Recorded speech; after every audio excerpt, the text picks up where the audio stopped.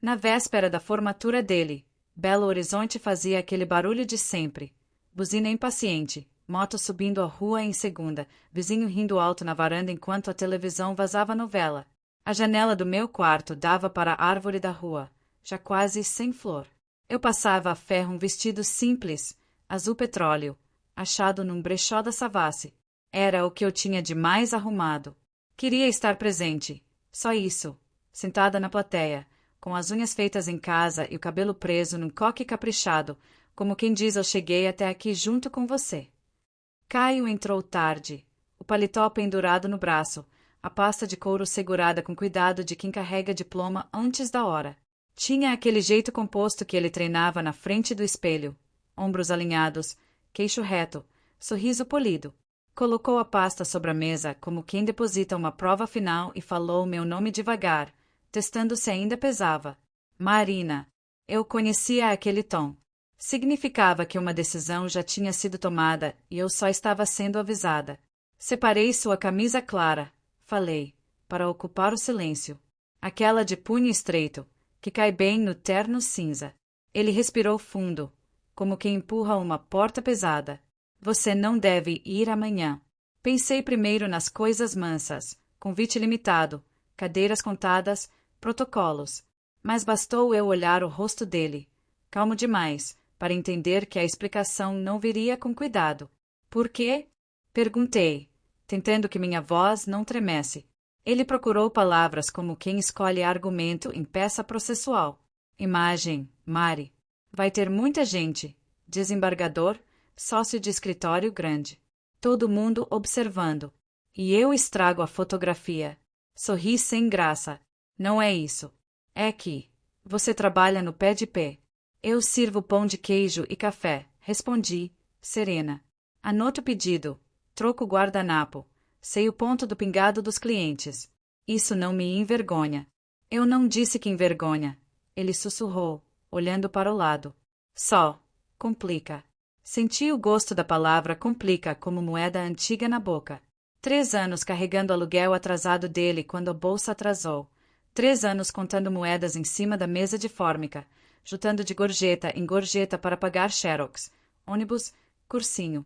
3 anos repetindo para mim mesma que isso era parceria, não sacrifício. Então, falei devagar, você prefere que seus colegas não conheçam sua esposa porque ela ganha a vida de avental? A pausa dele foi comprida, esticada, quase uma corda. Marina, disse por fim, tem outra coisa. Na faculdade, quando perguntavam, eu dizia que você tinha partido. Não entendi de primeira. A frase bateu e se desfez, como chuva em telha quente. Como assim, partido? Eu deixei no ar que você tinha falecido. A voz dele saiu baixa, como se pedisse desculpa ao chão. O tempo parou, mas o barulho do prédio continuou. O elevador arranhando, a torneira do vizinho gotejando, o cachorro do 302 remexendo na caminha. Olhei para ele sem piscar. Você falou para as pessoas que eu morri. Ele assentiu, pequeno, como quem confirma uma tese arriscada. No 2º ano. Foi mais simples. Justificava eu não levar ninguém. As pessoas respeitam. Entendem a concentração. Simples, repeti, e a palavra me achou inteira. Enquanto eu esfregava a mesa de bar e guardava a moeda para seu livro. Você usava minha ausência para conquistar respeito. Não tem a ver com sentimentos. Foi tática. Respondeu, ajeitando a manga como quem tenta esconder o próprio nervosismo. Eu quase ri. De nervoso, de espanto, de nada. Apagar alguém nunca é tática. É crueldade educada. Ele esticou a mão, como quem tenta arrumar a gola da camisa e encontra um nó. Falou do futuro, dos contatos, dos olhos sobre ele, de como nós dois tínhamos evoluído. Propôs, delicado, que eu passasse a noite fora, para evitar desgastes. Fechou-se a porta do quarto com aquele barulho gentil que parece pedido de desculpa bem treinado. Fiquei sozinha com o vestido no encosto da cadeira e o som abafado da cidade que não dorme no horário que a gente deseja. A madrugada passou pela cozinha como vento. A hora virou no visor do micro-ondas. Eu fiquei de pé, quieta, até a luz da rua ficar mais clara. Quando cansar fez morada. Amarrei o cabelo, calcei o tênis e andei até o pé de pé. Não tinha turno marcado. Fui pelo cheiro de pão assando, pelo barulho familiar de xícara batendo no pires, pelo consolo de ver pessoas que não fingem ser outras. A moça da copa me deu um abraço de lado e não perguntou nada. Gente de balcão entende silêncios como se fossem outra língua. A manhã encheu de pedreiro, de estudante, de mãe com criança no colo. Atendi umas mesas para ajudar, limpei uma outra, servi uma fatia de bolo de fubá, e o mundo, esse mundo simples de rua com poste torto e caminhão da entrega, foi me devolvendo ar. Mais tarde, no caminho de volta, vi na avenida um pano estendido entre dois postes. Parabéns, turma de direito! As letras balançavam ao vento como fita de presente. Ele devia estar lá agora, com toga, sorriso, aperto de mão, fotografia bem enquadrada. Um luto inventado no rodapé do currículo para tornar a história bonita. Em casa, derramei o resto de café requentado numa caneca e sentei à mesa. Achei um caderno pequeno no fundo da gaveta, folha amarela, capa molinha. Escrevi numa linha com letra firme.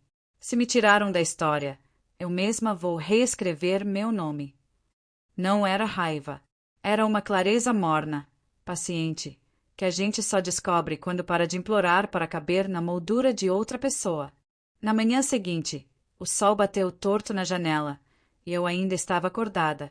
Tomei banho devagar, vesti o moletom gasto, prendi o cabelo de qualquer jeito e desci para caminhar até a praça. Belo Horizonte, naquela hora, tinha cheiro de pão na chapa e chuva antiga no chão. O cobrador do ônibus passou o troco cantarolando o samba baixinho. Uma senhora catou folhas caídas para enfeitar um vaso. Um menino girava o peão com barbante no canto do quarteirão. A vida continuava. A minha também. Entrei na biblioteca do bairro. Pequena, organizada por mãos pacientes. Sentei num computador e digitei o nome dele. Apareceram fotos bem feitas. Um texto de perfil escrito por alguém que pratica elogio. Promessa de vaga num escritório de nome em inglês. Li uma frase atribuída a ele, dessas redondas, prontas para quadro motivacional, sobre ressignificar a dor.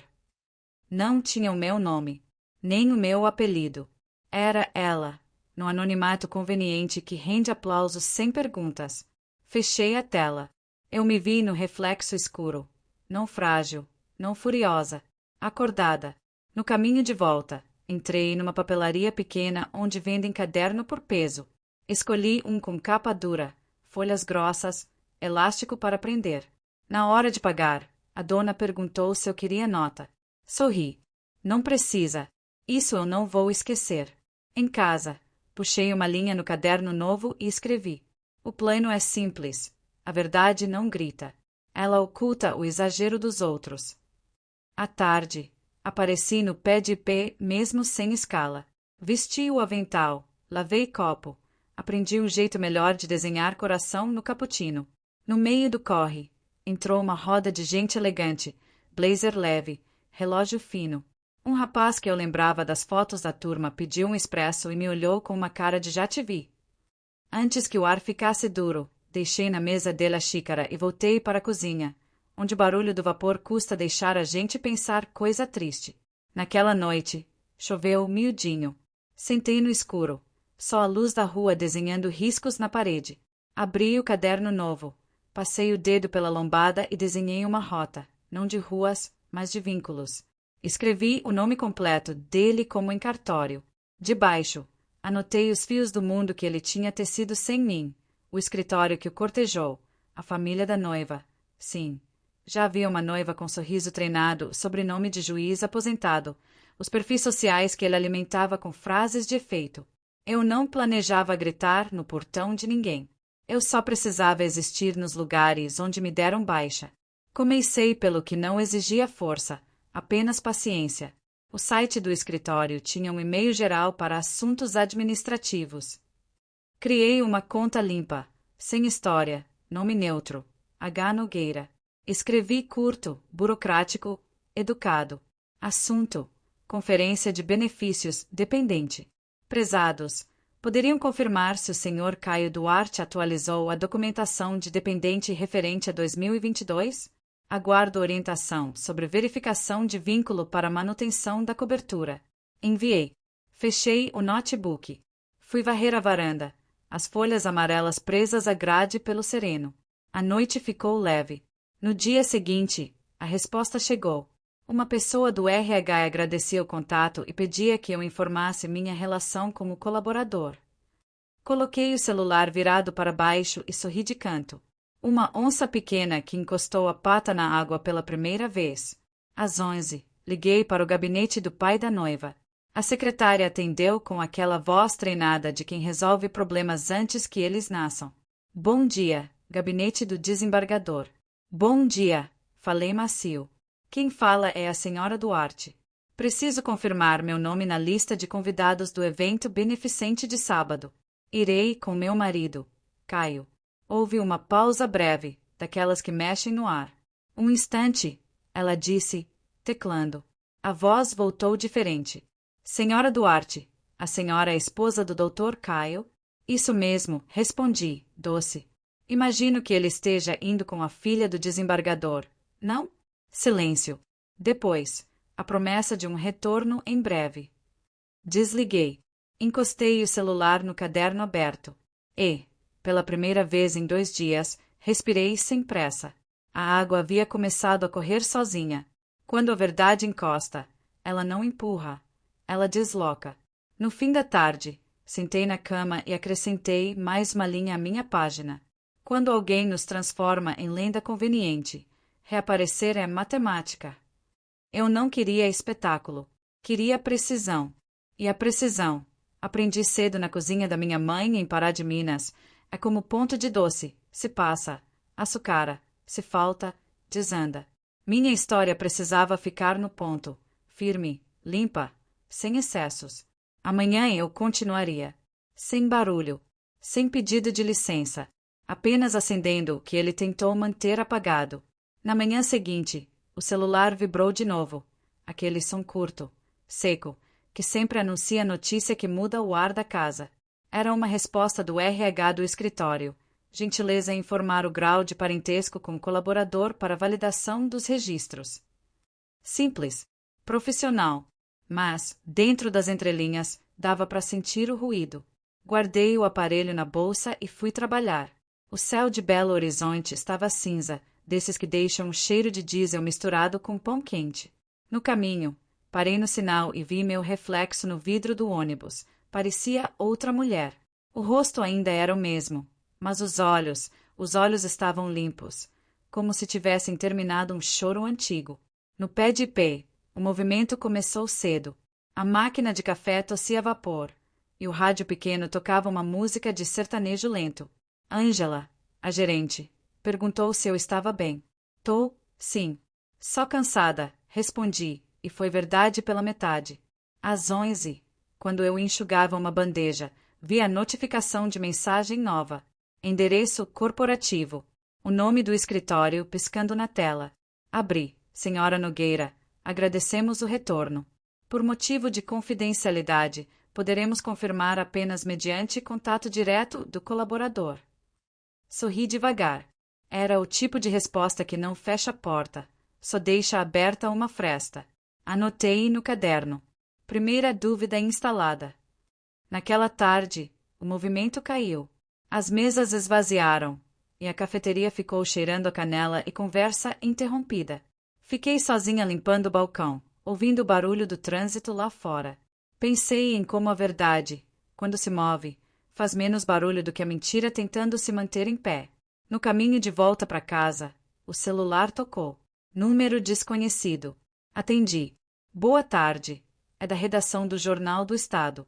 Estamos apurando uma matéria sobre jovens advogados em destaque. O senhor Caio Duarte é seu marido? Demorei um segundo para responder. Já foi. Ele passou por alguma perda pessoal durante a faculdade? Passou. Falei calma. Mas não há que vocês pensam.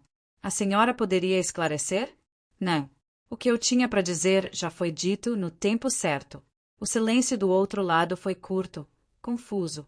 Entendo. Agradecemos. Desliguei.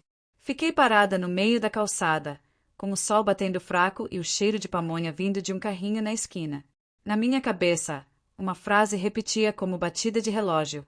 Quando a verdade respira, a mentira perde oxigênio. Em casa, abri o caderno. Escrevi. Segunda onda, comunicação externa. O rumor se autoalimenta.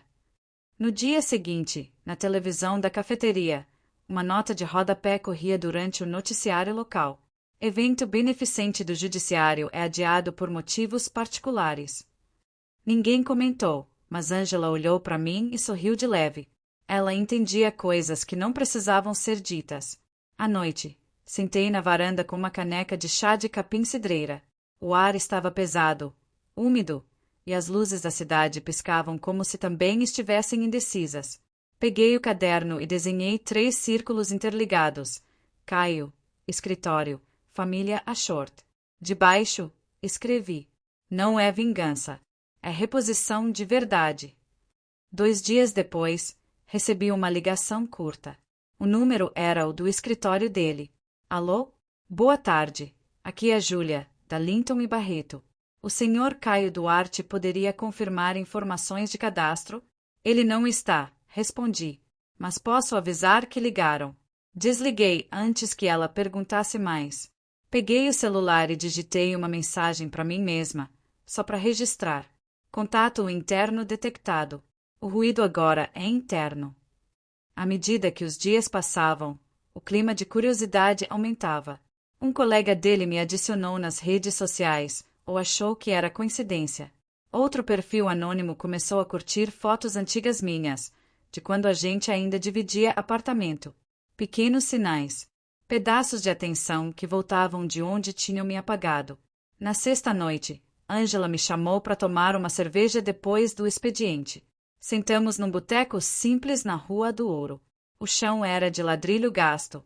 O garçom chamava todo mundo de meu anjo.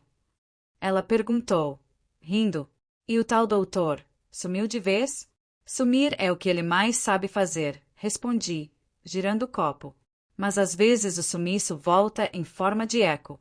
Ângela riu sem entender direito. Eu também sorri, porque nem dava para explicar. Quando cheguei em casa, tinha um envelope debaixo da porta. Sem remetente. Dentro, um convite de casamento. Nome dele e da nova noiva. Carimbo elegante, papel pesado. Sentei na cama. Li 2 vezes. A data, daqui a 23 dias. Fiquei olhando aquele pedaço de papel como quem encara um espelho que distorce a própria história. Peguei o caderno e escrevi. 3ª etapa, exposição controlada. E logo abaixo. Reaparecer é uma arte. Fazer-se ver sem precisar ser vista. Passei a madrugada acordada, escutando o som dos carros passando na rua molhada. A cidade parecia respirar diferente, como se estivesse prestes a assistir a alguma coisa importante sem saber o que. No amanhecer, tomei banho, prendi o cabelo e sentei na frente do computador. Criei um novo e-mail, discreto, limpo, sem rosto. Escrevi para uma colunista de sociedade. Boa tarde. Apenas para a conferência. O evento beneficente adiado tem relação com a família do desembargador Ashort? Consta que o advogado Caio Duarte foi retirado da lista de homenageados. Procede. Assinei. Fonte reservada. Enviei. Fechei o notebook e olhei pela janela. O sol aparecia entre nuvens, iluminando a rua ainda úmida. A justiça, às vezes, começa assim, em pequenas perguntas sem dono. Peguei o caderno e escrevi a última frase do dia. Quando o silêncio começa a fazer barulho, é porque alguém está prestes a ouvir o que não queria. Na segunda-feira, a cidade acordou com cheiro de chuva e jornal velho. No letreiro do café da esquina, uma manchete piscava no celular de um cliente. Casamento de advogado promissor adiado por questões familiares. Não citaram nomes. Não precisavam. Em Belo Horizonte, o silêncio costuma ser o maior veículo de notícia. Na hora do almoço, Ângela cochichou atrás do balcão. Você viu? Parece que o noivado do doutor lá desandou. Fingi surpresa. Sério. Ela deu de ombros, limpando uma xícara. Essas famílias importantes sempre têm algo escondido. O vapor da máquina subiu devagar, e eu pensei em como a mentira, quando racha, Exala um cheiro próprio, doce no começo, depois azedo. À tarde, no celular, apareceu uma notificação nova. Mensagem de número desconhecido. Precisamos conversar. C. Apaguei sem responder. Era cedo demais para ele sentir o peso do próprio eco. 2 dias depois, entre uma fornada e outra de pão de queijo, vi a notícia se espalhar. Um blog de colunas sociais usava a mesma foto dele que eu tinha encontrado meses atrás. O sorriso perfeito, o paletó justo e a legenda cuidadosamente cruel. Advogado em ascensão teria inventado tragédia pessoal para sensibilizar colegas durante a faculdade. A primeira pedra tinha sido lançada. E não fui eu quem jogou.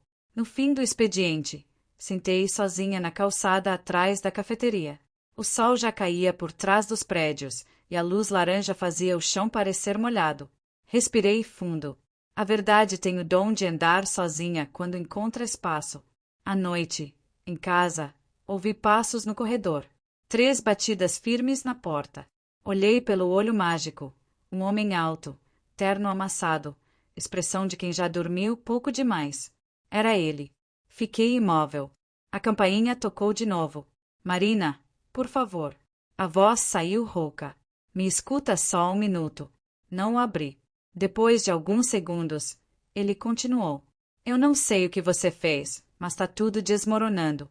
Me ligaram do jornal, do escritório. Eu posso explicar. Expliquei tanto tempo sozinha que ouvir eu posso explicar soava como piada. Permaneci calada. Ele esperou. 5 minutos. 10. Por fim, escutei o barulho do envelope deslizando por baixo da porta. Quando o silêncio voltou a preencher o corredor, peguei o papel. Dentro, uma foto. Nós 2, ainda jovens, no primeiro apartamento. Ele cortara o próprio rosto. Atrás, uma frase curta, escrita à caneta. Me diz o que você quer. Sorri, cansada. Como se ele ainda acreditasse que tudo girava em torno dele. Peguei meu caderno e escrevi. A 4ª fase chegou, o contato. Quem mente tenta negociar com o espelho. No dia seguinte, a cafeteria lotou mais cedo. O rádio comentava o escândalo sem dizer nomes. Um cliente comentou. Essa gente da justiça é tudo igual. Faz pose e mente pra câmera. Outro respondeu. Dizem que o cara fingiu que a mulher tinha morrido. Sério. Riram. Tem que ser muito frio para isso. Servi o café deles sem olhar para cima. O som da colher batendo na borda da xícara cobriu o que eu não disse. Naquela noite, recebi uma mensagem diferente. Não dele, da noiva. Oi. Não sei se devo escrever, mas preciso entender. Você realmente foi casada com o Caio. Podemos conversar. Assinado. Clara Ashort. O nome dela parecia distante, bonito demais para caber num escândalo. Demorei meia hora para responder. Podemos. Amanhã, às 18 horas. No pé de IP. O dia seguinte teve um tipo de tensão que o corpo sente antes da mente. Limpei cada mesa com calma, deixei o avental pendurado e esperei. Às 18h05, ela chegou. Morena, cabelo preso, olhos atentos, nada da imagem de filha de desembargador que eu imaginava. Ficou parada um instante, olhando em volta, e me encontrou. Você é a Marina? Sou. Ela se sentou devagar. Pediu um café, mas não encostou na xícara. Ele negou tudo. Começou. Disse que você é alguém que quer acabar com a carreira dele. Sorri, sem raiva. Ele sempre teve talento para reescrever as próprias histórias. Ela respirou fundo. E é verdade. Que ele dizia que você tinha morrido. É. E você não fez nada até agora por quê? Porque eu precisei voltar a viver primeiro, antes de existir de novo. Clara baixou os olhos. Ficou um tempo em silêncio. Eu acreditei nele, disse, por fim. E agora não sei no que acreditar. Acredite no que o silêncio te disser, respondi.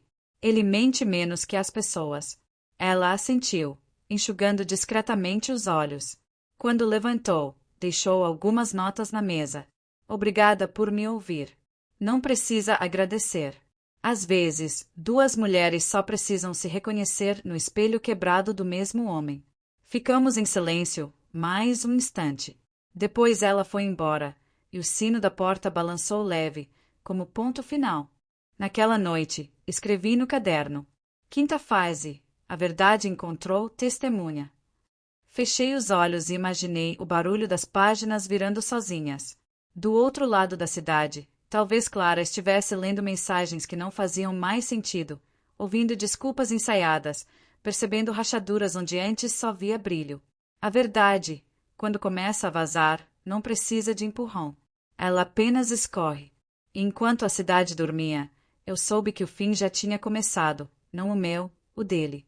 Naquela semana, o ar de Belo Horizonte parecia mais denso, como se a cidade tivesse parado para escutar. As manchetes mudavam devagar, mas a história dele, aquela fábula do advogado viúvo e resiliente, começava a se despedaçar. Na terça-feira, o Jornal da Noite mostrou uma reportagem curta. Advogado mineiro é investigado por inconsistências em seu histórico pessoal. A imagem mostrava a fachada do escritório. Nenhum nome dito, mas quem quisesse entender, entendia. No café, os comentários sussurrados aumentaram. Ângela me olhou com aquele jeito de quem sabe mais do que diz. O doutor tá no olho do furacão, né? Comentou. Parece que o vento mudou de lado, respondi. Simples. Ela riu. E você, tá em paz? Pela primeira vez, sim. Naquela noite, meu celular vibrou de novo. Era uma mensagem curta, sem assinatura. Você venceu. Espero que esteja feliz. Apaguei sem responder. Porque não era sobre vencer. Era sobre existir de novo. Peguei o caderno e escrevi. Sexta fase, ruído público. A verdade já fala sozinha. Fechei os olhos e lembrei de todas as vezes que ele disse que precisava proteger a imagem. Imagens são frágeis quando a base é mentira. 2 dias depois, recebi um envelope por baixo da porta. O mesmo papel timbrado do escritório, mas a letra não era dele. Dentro, uma cópia de uma nota oficial. O advogado Caio Duarte solicitou afastamento temporário de suas funções por motivos pessoais. Sem assinatura, sem justificativas. Atrás do papel, um bilhete à mão, simples. Obrigada. Sem nome, mas eu sabia. Clara. Sorri. Não de triunfo, mas de reconhecimento. 2 mulheres que agora respiravam ar limpo. Na sexta, o movimento na cafeteria caiu. Chovia fraco, e o som das gotas batendo no toldo misturava-se com o rádio. Um cliente folheava o jornal na mesa do canto. Na página interna, uma nota discreta. Casamento de família tradicional é cancelado. A assessoria não se pronunciou. O mundo seguia, e o nome dele começava a desaparecer. Ironia que o tempo sabe fazer bem. No fim do expediente, Ângela se aproximou. Vai chover mais forte, disse. Quer carona? Não. Acho que quero sentir a chuva hoje. Saí e deixei que a água me encontrasse. O vento estava morno, a rua vazia. O som da chuva caindo nos telhados lembrava batimento lento. Andei até a praça. Sentei num banco molhado. Olhei as luzes refletindo no asfalto. Peguei o caderno e escrevi. Quando o castelo cai, o barulho não vem das paredes. Vem do orgulho se partindo. Na manhã seguinte, acordei com o som da campainha. Dessa vez, não era ele. Era um repórter, jovem, educado demais para o horário. Desculpe o incômodo, senhora. Sou da revista Minas Hoje. Queremos entender melhor o caso do Dr. Caio Duarte. Não há caso, respondi. Há verdade. E a senhora poderia falar sobre isso? Não. A verdade não precisa de entrevista. Ele agradeceu e foi embora, molhando sapatos na calçada. Fechei a porta e encostei a testa no batente, respirando fundo. Era estranho.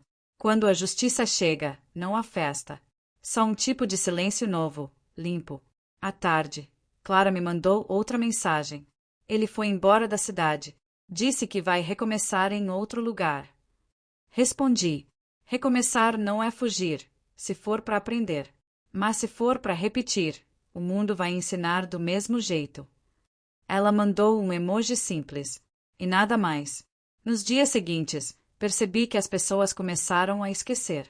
Como toda notícia que não alimenta tragédia, a história se dissolveu. Mas eu não precisava mais que lembrassem. Uma noite, enquanto fechava o caixa do café, Angela me disse: Sabe, você anda diferente. Diferente como?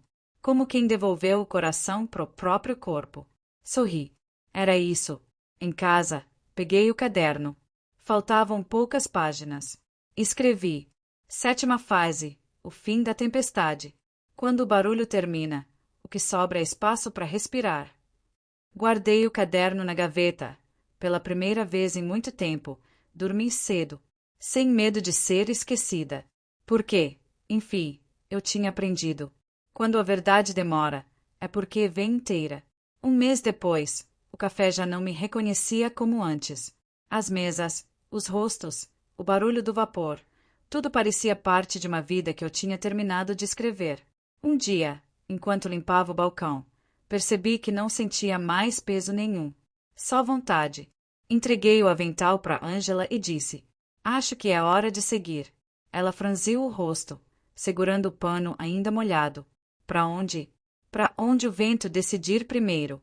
Ela sorriu, triste e orgulhosa ao mesmo tempo. Se for embora, leva o cheiro do pão de queijo com você. Levo. E deixo o do café. Nos abraçamos. Simples. Naquela noite, arrumei as poucas coisas que cabiam numa mala média, 2 vestidos, o caderno, um par de sapatos gastos e uma caneca lascada. O resto eu deixei. No dia seguinte, comprei uma passagem só de ida para o litoral de Minas. O ônibus saiu de madrugada, subindo as curvas da serra enquanto a cidade ficava menor atrás das janelas. A chuva fina batia no vidro, e as luzes iam desaparecendo como lembranças que cansaram de se repetir. Cheguei a uma cidade pequena chamada Mar Azul, perto de Caravelas. Casas coloridas, cheiro de maresia, gente que anda devagar. Aluguei um quarto simples em cima de uma floricultura. A Dona Rosa, era daquelas mulheres que entendem o mundo pelo tom da voz dos outros. Tá procurando sossego ou recomeço, minha filha? Perguntou. Os dois, respondi. E talvez um pouco de mim também. Ela riu, me entregando a chave. Aqui todo mundo chega querendo esquecer. No fim, a gente só aprende a lembrar de outro jeito. As semanas foram passando sem pressa. De manhã, eu tomava café na varanda, vendo o mar mudar de cor. Às vezes escrevia no caderno, às vezes só olhava. Trabalhei por um tempo na livraria da praça, um lugar com cheiro de papel úmido e rádio antigo. O dono, seu Ernesto, era calado, mas observador. Você gosta de silêncio, né? Perguntou um dia. Gosto. Ele não mente. Passei a catalogar livros, limpar prateleiras, conversar com turistas que buscavam romances leves. Ninguém sabia meu passado. E eu, pela primeira vez, também não precisava dele. Certa tarde, encontrei uma menina desenhando na calçada em frente à livraria. Tinha uns 8 anos, cabelo preso com fita vermelha. Ela olhou para mim e perguntou: Moça, é verdade que o mar apaga as pegadas? É. Mas só quando a gente deixa ele fazer o trabalho. Ela pensou um pouco e respondeu: Então ele é tipo o tempo. Igualzinho. Sorri. A conversa ficou ecoando em mim o dia todo. O tempo, o mesmo que um dia me apagou, agora me ensinava a andar leve.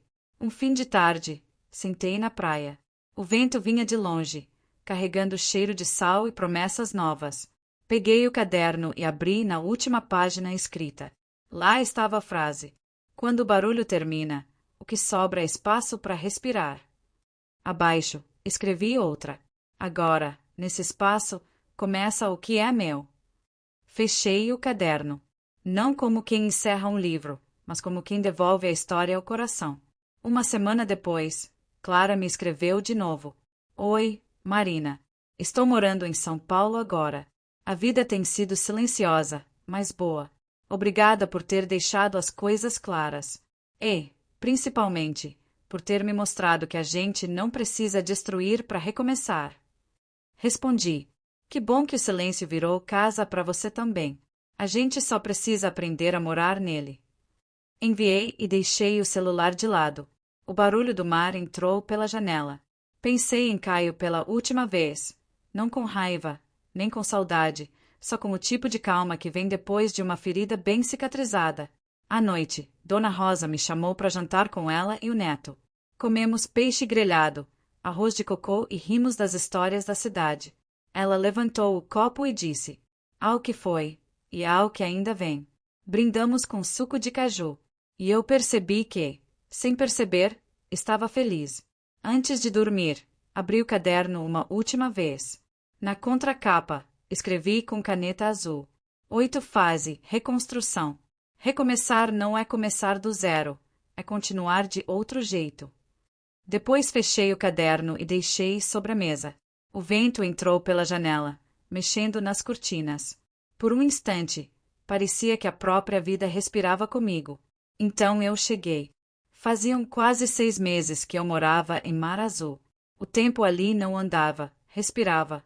O mar mudava de humor todo dia, às vezes calmo, às vezes inquieto, sempre sincero. E eu também. Meu trabalho na livraria cresceu. Seu Ernesto me ensinou a cuidar dos livros antigos como quem cuida de memórias. Aprendi a restaurar capas, colar páginas, tirar manchas de umidade com paciência. Um dia ele me disse: livros são como gente. Se rasga, conserta. Se some, reaparece. Sorri, porque entendi. Às vezes, à tardinha, eu sentava na varanda e via o céu ficar cor de cobre. O som do mar misturado com o barulho das crianças na rua era o tipo de música que o corpo entende sem esforço. Aos poucos, percebi que já não pensava em Caio. Não por negação, mas porque ele havia se tornado apenas um capítulo gasto. Eu era o livro inteiro. Um domingo, enquanto arrumava a estante da livraria, encontrei um envelope antigo caído entre 2 romances. Na frente, só meu nome. Abri com cuidado. Dentro, um papel dobrado em 4 e uma foto minha servindo café no pé de pé. No verso, escrito à caneta: desculpa. Sem assinatura. Mas eu reconheci a letra. Fiquei olhando por alguns segundos. Não havia raiva, nem surpresa, só um tipo de compaixão cansada. Dobrando o papel de volta, pensei: alguns arrependimentos chegam quando a plateia já foi embora. Coloquei o envelope dentro de um livro de capa azul, o mesmo tom do meu vestido de antes, e deixei na prateleira mais alta. Não para guardar, para esquecer com elegância. À noite, Dona Rosa bateu na minha porta. Trazia um pedaço de bolo de milho e um sorriso largo. Hoje o vento tá bonito, disse. Sabe quando o vento muda e parece que chama a gente para dançar? Sei, respondi. Acho que ele me chama há tempos.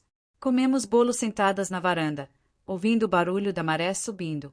Ela me contou histórias antigas, de mulheres que deixaram homens, casas e até nomes para poderem respirar. No fim, disse, no fundo, todo mundo só quer uma coisa: continuar. E era isso mesmo, continuar. Na manhã seguinte, acordei cedo e fui até a praia. Levei o caderno. O mar estava calmo, refletindo o céu como um espelho paciente. Sentei na areia, abri na última página e escrevi devagar. Última fase, liberdade. Não existe volta para quem aprendeu a chegar. Fiquei olhando o horizonte. O vento soprava leve, mexendo nos meus cabelos. Peguei o caderno, fechei com o elástico e o deixei sobre a areia, perto da linha d'água. As ondas tocaram a capa, e o mar o levou como quem entende o que deve guardar. Levantei devagar e caminhei até o calçadão. A cidade despertava, barulho de feira, cheiro de pão fresco, gente rindo. Era vida, simples e inteira. No reflexo de uma vitrine, vi meu próprio rosto. Não parecia o de uma sobrevivente. Parecia o de alguém que finalmente chegou. Sorri e sussurrei, só para mim. Ele disse que eu tinha ido embora. Então eu cheguei. E segui andando, leve, sem olhar para trás.